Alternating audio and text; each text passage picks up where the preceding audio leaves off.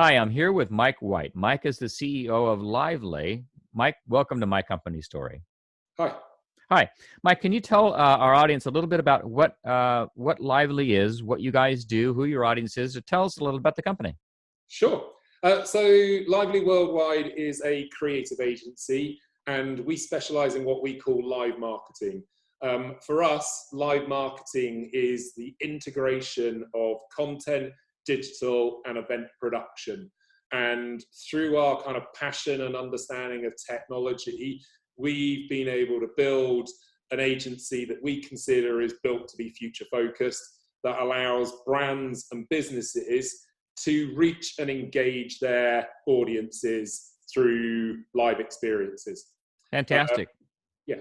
Mike, can you tell us a little bit about how are you guys set up? I mean, you're here in the Los Angeles area. You have a English accent, I noticed. Tell us a little bit about how you guys are set up in the US and the UK. Sure. So I ran an agency for 14 years in the UK, and it was very successful, won a bunch of awards. One of my biggest frustrations with the growth of the industry was the UK, and particularly London, became very small. And there were lots of agencies competing for the same projects, and it suddenly became a very large industry competing for all the same briefs. And I realized that, obviously, like everybody, the world was going digital, and I needed to understand what an agency of the future looked like.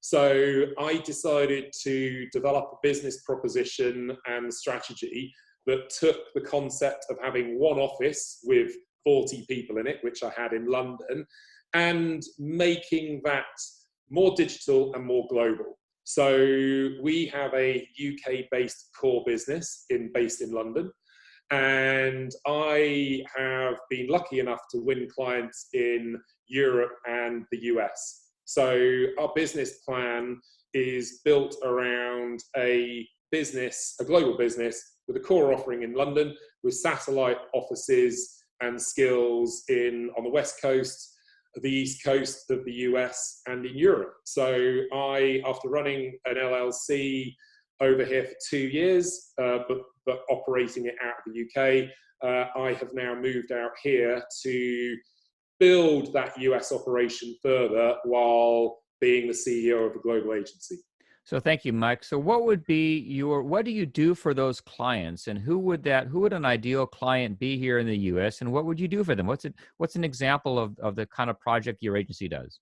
Sure. So my old agency used to be purely business to consumer. So I started off in the music festival industry, and I was very fortunate enough to be set up by Virgin to run all of their sponsorship programs. So, but now we are 50% B2C and 50% B2B. And my ideal client is a client that realizes the world's changed, realizes that traditional marketing doesn't work anymore, that people aren't at home watching TV and waiting for the next Guinness ad to come up. They want to go out and have experiences. And the important factor here is those experiences are both physical and digital.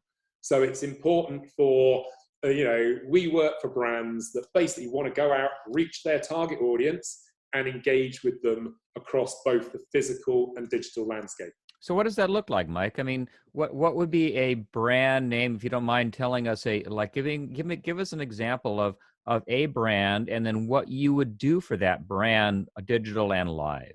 So a beer company would come to us and either say they want to do a consumer event or a business event, or a campaign. Our recommendation would be to create a live experience. That live experience will be based on insight gleaned from how their audience consumes media, what their brand story is, and that's a really important factor here, and what their business product actually is.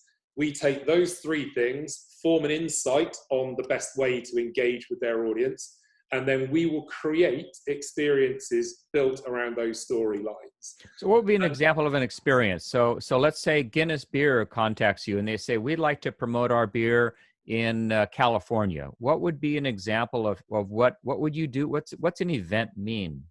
Well, I'll take a kind of a traditional format so everybody gets it. But sponsorship is a massive business and always has been. NFL pretty much invented it in my mind, and now everybody's learning from that. And actually, to be honest with you, I'm going to flip and use NFL as an example, because I think they've invented what I believe is live marketing. All right, perfect. They perfect. are built around a sporting event. Luckily, it's their own sporting event.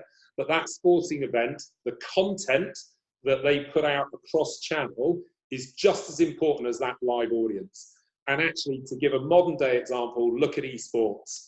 Esports are creating incredible events. Those events are either the younger generation playing these games from their bedroom, capturing it on YouTube and streaming it themselves, right through to massive stadium events for people like Call of Duty.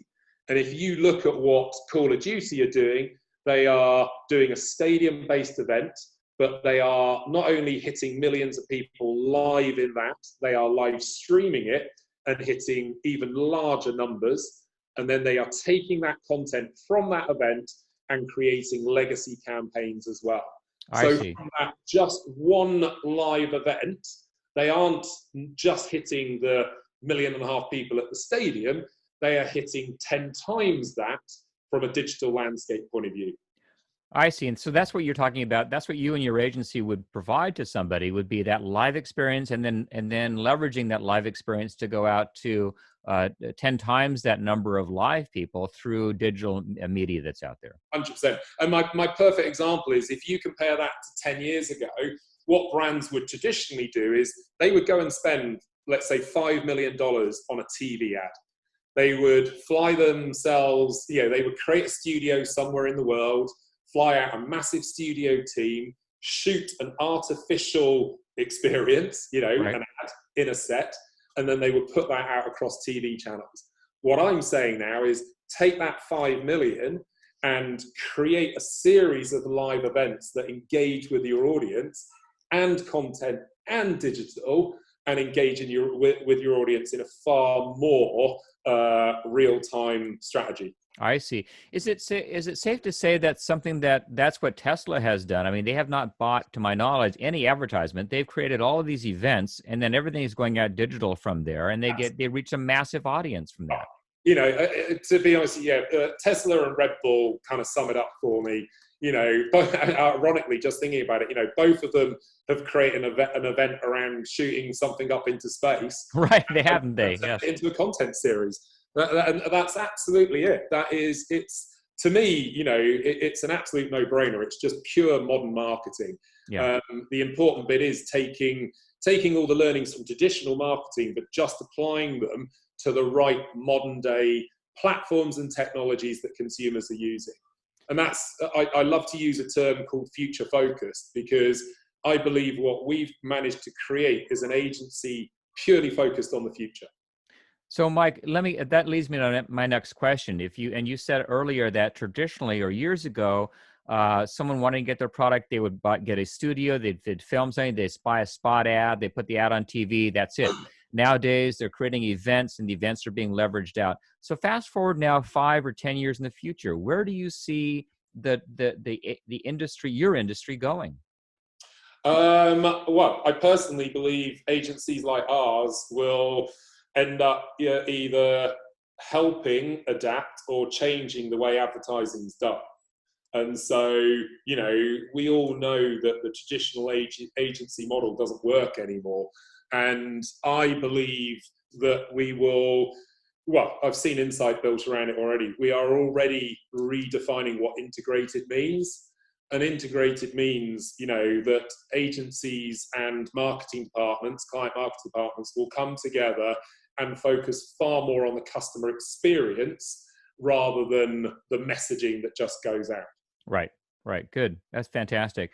Now, Mike, what differentiates Lively from another competitor agency that would be offering similar experience programs that you guys are doing? I mean, why Lively, if you had to answer that question? Because we've integrated 3 different disciplines. We have put content, digital, and events together. And that's where a lot of the traditional, let's say, experiential is a massive growing market. And, we are part of that market. All I'm saying is that, we aren't just creating events and generating PR or traditional media. We are generating experiences and deciding where those experiences can be. So clients can ask us, we're doing a lot of work in digital because, we're just about to redevelop a piece of activity for an automotive company where we are developing an interactive digital touchscreen. But the difference for us is we're making sure that touchscreen can work on your mobile, on a screen in a retail store, so that the technology is adaptable depending on where you take it. Got it. And it's purely built around the digital experience. Got it. Fantastic. We're live streaming content, but we're live streaming it based on, we've developed quite a simple model of a tourable studio. But that studio has basically reinvented the green screen scenario. So we'll create green screen content from events that make it reusable. Fantastic. Sorry. No, that's great. That helps explain a lot about why Lively and why you guys are at the top of your industry like that.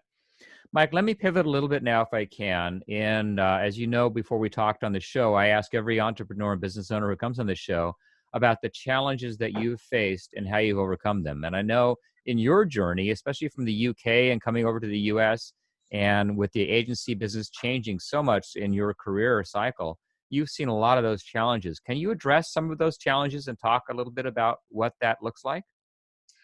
Yeah, well, I think you'll appreciate this. I think running your own business is a challenge every day. Yes. You don't know what's going to come next, whether it's an HR challenge or, a strategy challenge or anything like that. And the simple answer is the benefit of being an entrepreneur is you overcome it by having ambition and passion. We were just talking earlier, the benefits of being self-employed are you have the ability to pivot and adapt to those situations and learn from them and move on. And I think, being focused on being an entrepreneur and being creative and leveraging those skills are the best way to kind of approach any sort of challenge, really. Right. Can you give us an example in your past, in your life, where what challenge you had, and perhaps it was in moving to the US or in dealing with this market over here? I mean, what challenge have you had and how have you overcome that? Yeah. Oh, well, let's take the US one. It's, a lot of people thought it was a very bold move to relocate my whole family out to the US. And also, a risk, it's a very big risk trying to expand a company globally. I overcame it by a lot of research, a lot of understanding my market that I'm entering into, and also network. I think network means everything. Being able to have everything from good clients to fellow entrepreneurs and specialist skills, like lawyers and accountants that can give you good advice. And you need to, I think, really and honestly, have the confidence to realize that it's not a weakness to reach out and ask for advice. Right. It's actually a fundamental part of being an entrepreneur. You need to go out there, get all the advice you can get, and then it's down to you to process that and use that to make the right decisions. Right. Well said. Very well said. Mike, I know you and I earlier were talking about the earlier in your career with the agency, you had Virgin, I believe it was, as a client. And you mentioned about the importance of not having all your eggs in one basket. I mean, can you tell us a little bit about that journey? Again, easier said than done. Yes, you, especially as an agency, you are nothing without your clients. And, I was very fortunate enough that the reason I became, self-employed was because I was recognized by an existing client that I had the ability to do something for them. So Virgin actually asked me to set up my own business. However, they also gave me the advice that it's important to have multiple clients, because you can't be reliant on just one client, because things change, strategies change, CMOs change. And so you need to be able to basically spread your business out and have multiple clients. And that's exactly what we do. Is, half of my challenge is I'm passionate about what I do, and so I actually like delivering the projects. However, I've got to ensure that I'm always looking not only 6 months ahead, but the next 3 years ahead. And actually, to be honest, that's what led to me changing my business model. I'd run a successful agency for 14 years, but it only specialized in event production and pure experiential. And luckily, I read a book that said, if you didn't know what your company was going to do digitally in 10 years, you'd probably be out of business in 10 years. And funnily enough, although I set that ambition, it took me another 5 to create Lively and make it a digital-based business. That's great. Yep, that's great. And I couldn't agree with you any more about that book. I mean, as you know, I was in the printing industry, and I think if I had read that book 20 years ago, I don't think I'd ever gotten in the printing industry. Yeah, right. Things changed quite a bit in that area. I think we've all heard the stories about Kodak, and right. and to be honest with you, that's one of the reasons which led me to be self-employed again. Is I did work client side, and I kind of moved up the ranks of a big corporate business for over 8 years, but I saw senior people not listening to advice and creating brands or even buying brands and not following the kind of brand guidelines and the principle. We bought a successful brewery retail brand, and actually the owner had written in his brand manual, do not open more than 60 of these within the UK. But, the business had bought it and committed to opening 300 of them. And within 3 years, that brand didn't exist anymore. Wow. Yep. There's a big difference between large organizations and being self-employed and the small companies, aren't there? Yeah. Well, they call it the oil tanker. You try and change a large organization, it takes years. Yeah. And the trouble is, in this modern world, you don't have years to pivot your business. You've got months sometimes. Nope. That's very true. Mike, let's wrap it up a little bit here on the final stretch. Do you have any final words of advice for other business owners that might be listening to this podcast?